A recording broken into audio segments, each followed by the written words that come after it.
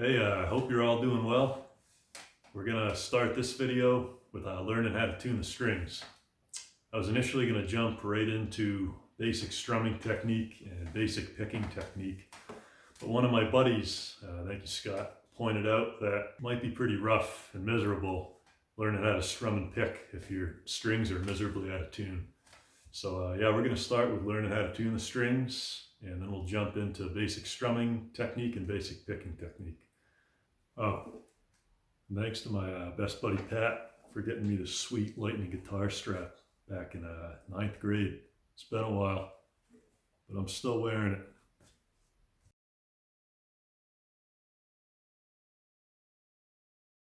All right, so tuning the strings. So I actually just put all my strings out of tune for sake of illustration here. It hurt to do that, actually. Anyway, so the 6 strings on a guitar. This string right here, get on my little stool again. This is the 6th string, also called your low E string right here. This is the 5th string, also called your A string. This here is your 4th string, also called the D string. This here is your 3rd string, also the G string, so 3rd string or G string. This right here is your 2nd string, and you can barely see that on the camera. 2nd string, also called the B string, and this is your 1st string. This is the your high E string, so 1st / high E. So 6, 5, 4, 3, 2, 1. Low E, A, D, G, B, high E. Those are your 6 strings. So when I play these strings right now, they're pretty bad out of tune. Not that far out of tune. Let me really go to town. I'm not out of tuning. Now they're good and out of tune. Okay, so get this thing in tune. So you're gonna want to pull up a virtual guitar tuner. You can find a bunch of them online. Got my phone here. I'm just gonna go to Google and type in guitar tuner.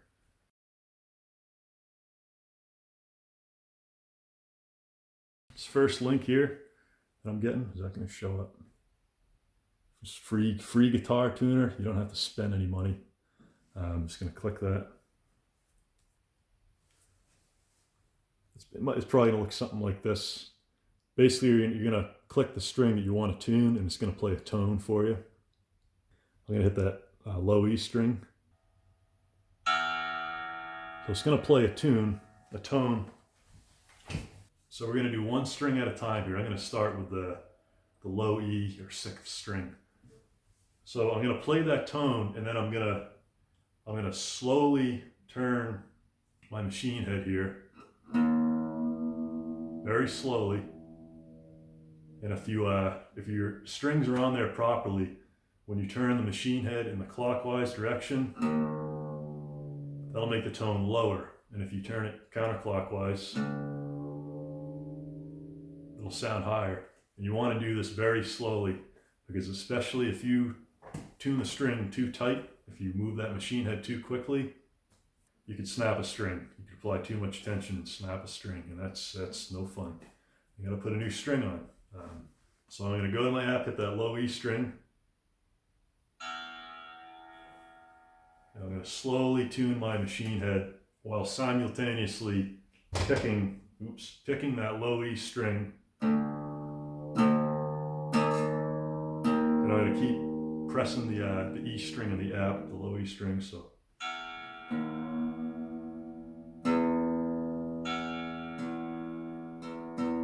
all right, so that sounds about right to me. So now I'm going to move up to the 5th string, the A string.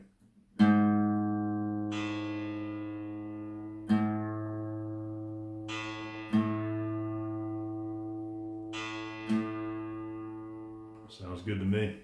Now we're going to move up to the D string. This one's got to come down. Oh, never mind, I lied. It's going up.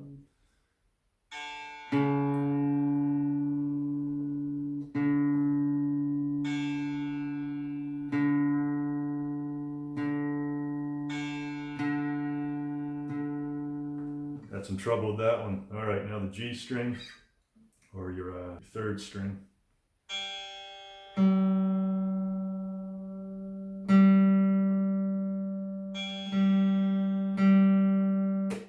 E string, second string.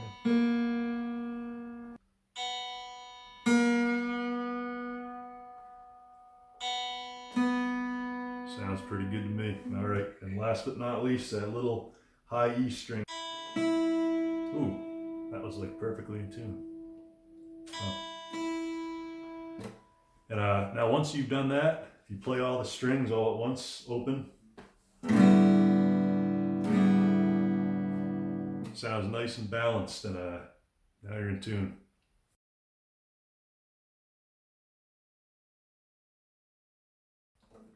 Oh, a couple quick notes. Your guitar may go out of tune more frequently if it's in an extra warm or cold or humid or dry environment. Also, if you strum really hard or you're bending strings a lot while you're playing, that'll put it out of tune. Or if you're picking really hard. If you just throw it down in your bed or couch, come on, don't do that. Just treat this thing with love. That'll knock it out of tune too if you're banging the machine heads around like that. And also, if you just installed new strings, if you didn't stretch them, which I won't go into, you'll see that maybe on a string installation video if you need to. If you don't stretch your strings, and even if you do, there's a high likelihood that, when you put fresh strings on, it's going to go out of tune a lot. It's just part of life. Just keep putting it back in tune, and eventually you won't have that problem anymore. And there are lots of alternative tunings out there. It doesn't always have to be, E, A, D, G, B, E. Basically, there's tunings like a drop D, or an E flat standard, drop C sharp / D flat, D standard, drop C. I could go on all day. You'll discover those as you go. You don't have to know those right now. Just be aware of it. You have many options. You can mess around on your own. Find your own tuning that you like as you go along. I just recommend maybe don't tune above E standard. That's the E, A, D, G, B, E. Maybe don't tune above that, because then you start getting into higher risk of snapping strings. But we're going to stay in E standard for now. All right, so I think that's about all for tuning.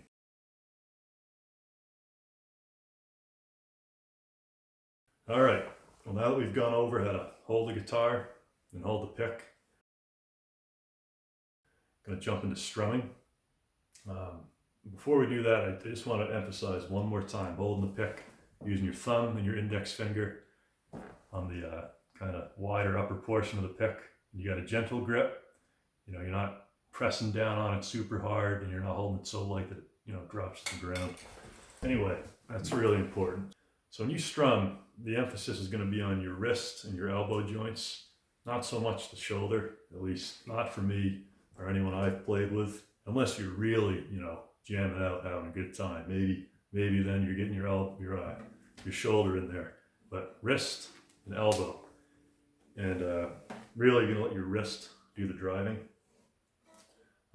So as you can see, I've got my strings muted right now. Getting it a little closer.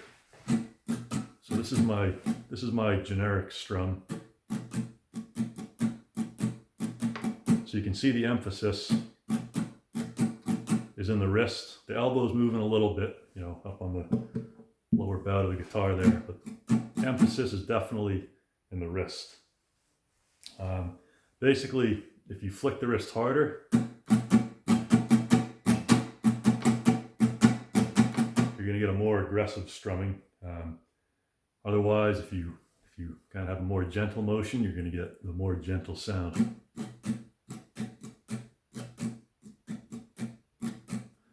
So I'm actually gonna play a chord just so you can hear the difference a little better. So if I really start driving with the wrist.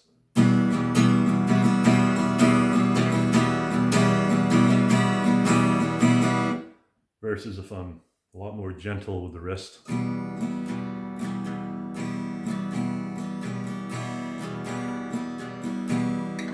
And if I really start getting into it, I'll probably move my elbow a little more,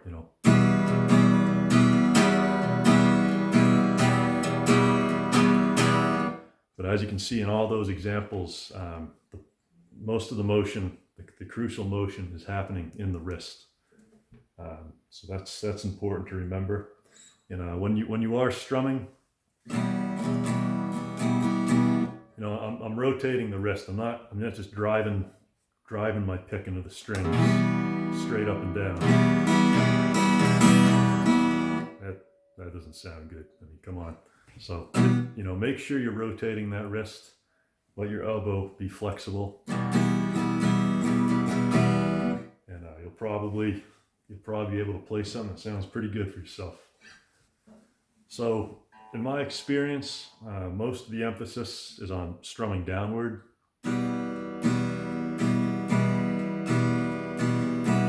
Of course, you know, strumming up can be just as important as strumming down. So you're going both directions. I think the key thing to realize is that you want the tip. You want this lower portion of the pick, really the tip, to be hitting the strings. You don't want the whole meat of the pick to be hitting the strings. Just the tip there.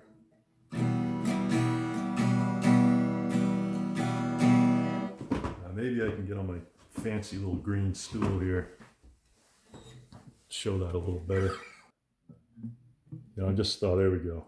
That's the shot right there. So I'm just using the tip of the pick to strum.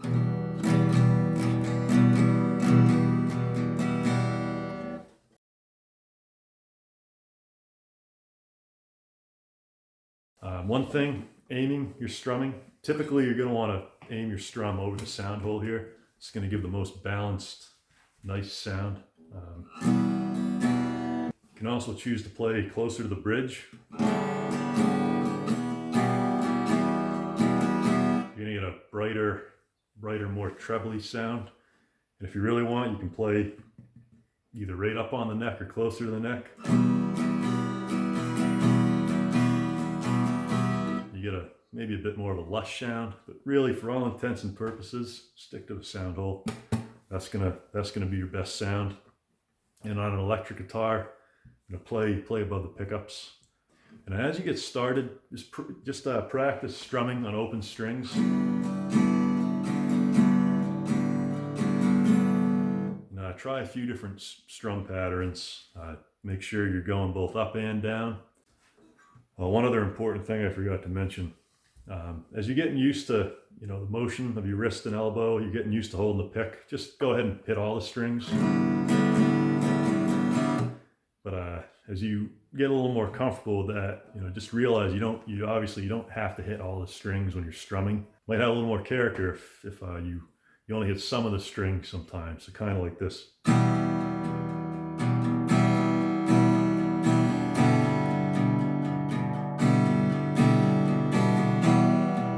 So, you know, there's lots of different things you can explore as you get comfortable, get more used to it. Really, you know, have fun with it, explore. There's lots of other great YouTube videos out there, show you different strum patterns, riffs, and whatnot.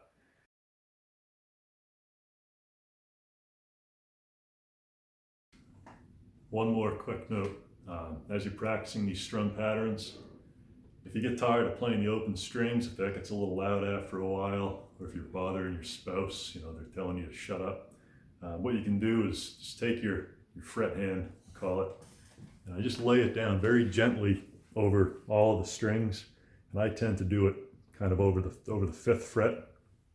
And if you just lay your hand down gently without applying really any pressure, you'll see that now if you strum, you get a nice muted, dead tone. So that can be helpful as you're trying to practice those strum patterns if you want to be a little quieter.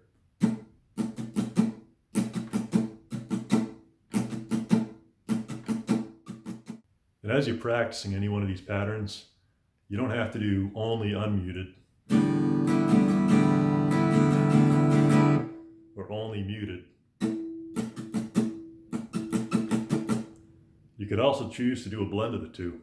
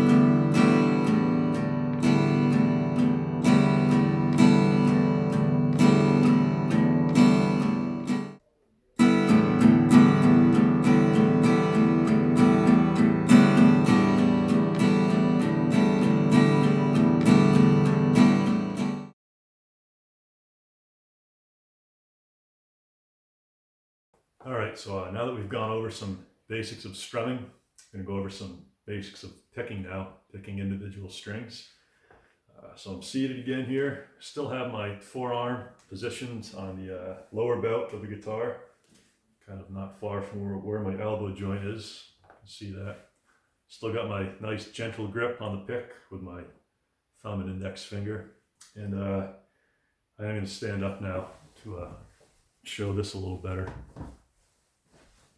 Step up onto my trusty little stool there. It's funny that me, someone who's 6'2", needs a stool at any point in life, but hey, I guess it happens, right? So anyway, there's a couple different ways you can position your pick hand. If you want, you can position, that palm kind of at the bottom of the bridge, not on the strings, and then you'll be able to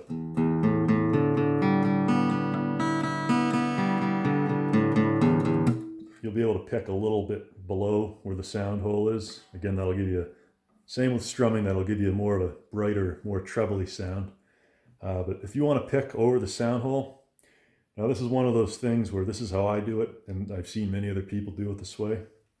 I still have my forearm on that lower belt, and I'm actually gonna kind of use my pinky finger and my, I don't know if this is my ring finger, seeing as it's on my right hand. Whatever, you know what I'm talking about.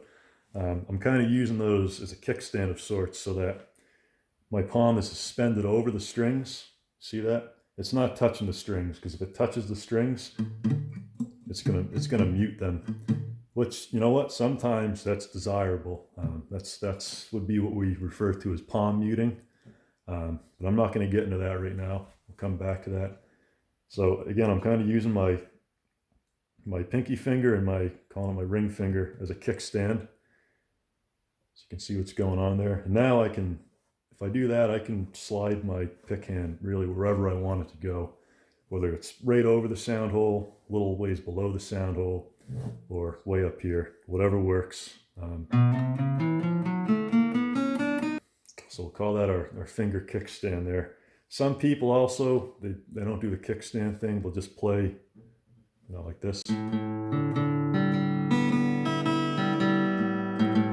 Now maybe that's the proper way to do it. I don't know. I know some people that play like that. Really, it's whatever works for you. You might find a third way or a fourth way to do it. Again, whatever works.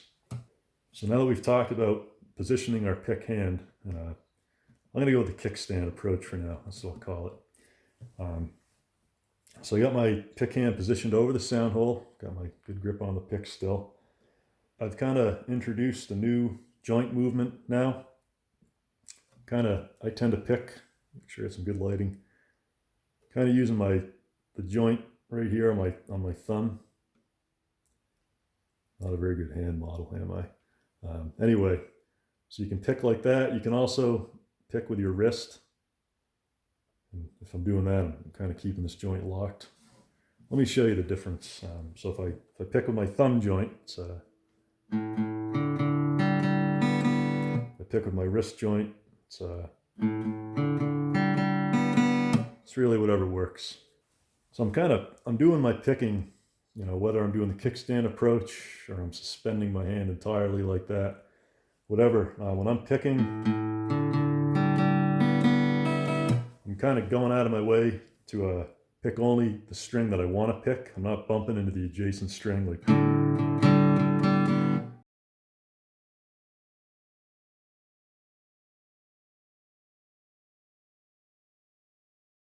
So I got a nice little arc-like motion going on. Kind of picking. I'm not just going back and forth like that. If you have really, nice finesse, I suppose you could do that. But I'm going in and out.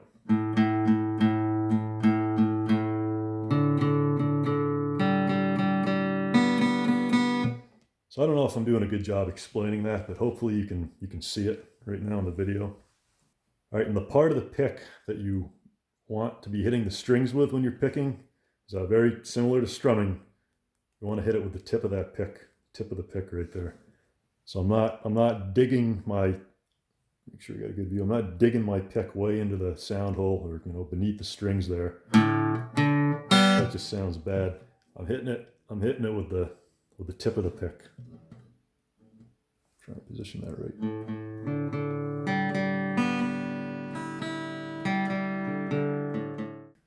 Oh, another important thing with picking. So you can choose to pick, just downward.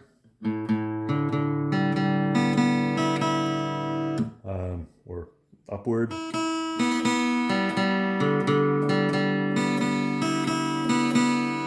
Or, really what you want to get used to is doing a combination of the two. So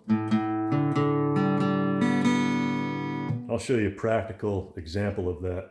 If you really get shredding one day, and you're playing a fast riff like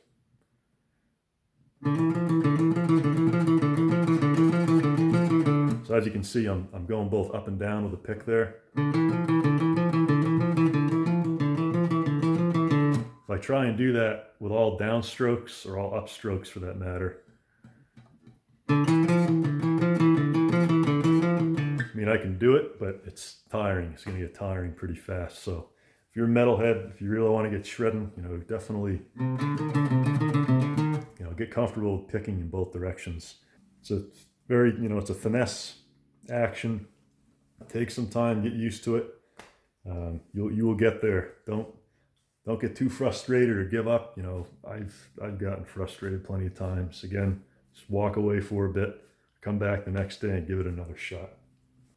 So to start, just practice picking open strings. Don't worry about pressing down on any of the frets yet. We're going to get to that. Just get more acquainted and comfortable with that picking motion. Be sure to practice both, downstrokes and upstrokes, and a combination of the two. Be sure to practice all of those things. Get really comfortable with all of it best you can.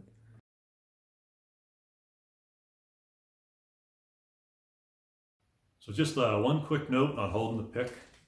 In the previous video, we went over how to properly hold the pick. So that's how you're going to want to hold the pick for strumming and picking, especially strumming. And that will work well for picking, but I was playing around today and I noticed that sometimes when I'm picking specifically, I actually adjust my grip a little bit with the positioning of my fingers. So what I do is I actually move my thumb down a little closer towards the tip of the pick, and my index finger is kind of at more of an angle there, and it's more on the center of the pick as opposed to the upper portion. And I feel like that just gives me a little bit better control when I'm picking is all. But it's totally up to you, and if you find another way to hold the pick that you like even better, then all the power to you.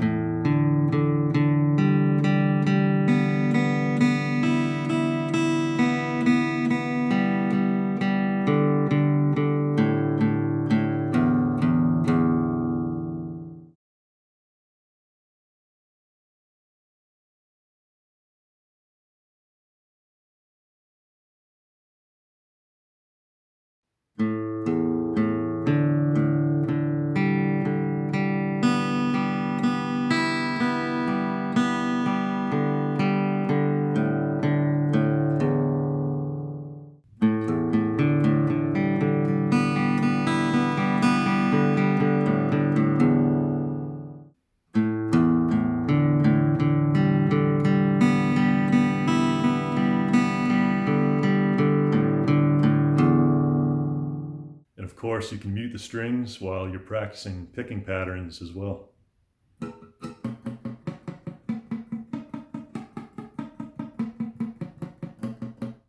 So you just get all that in your head, get acquainted with it, keep practicing. If you get frustrated, take a break, walk away, come back to it, and you're gonna get there. I still struggle on a regular basis with piano, guitar, and many things in life. So we'll get through this together. We're gonna have a good time. Next time we will start getting into some fretboard basics, and then I promise after that I'm gonna show you a chord or two. Well, that's all. Again, if you have any questions at all, please don't hesitate to ask. Don't be shy. I know I'm pretty shy, so I get it.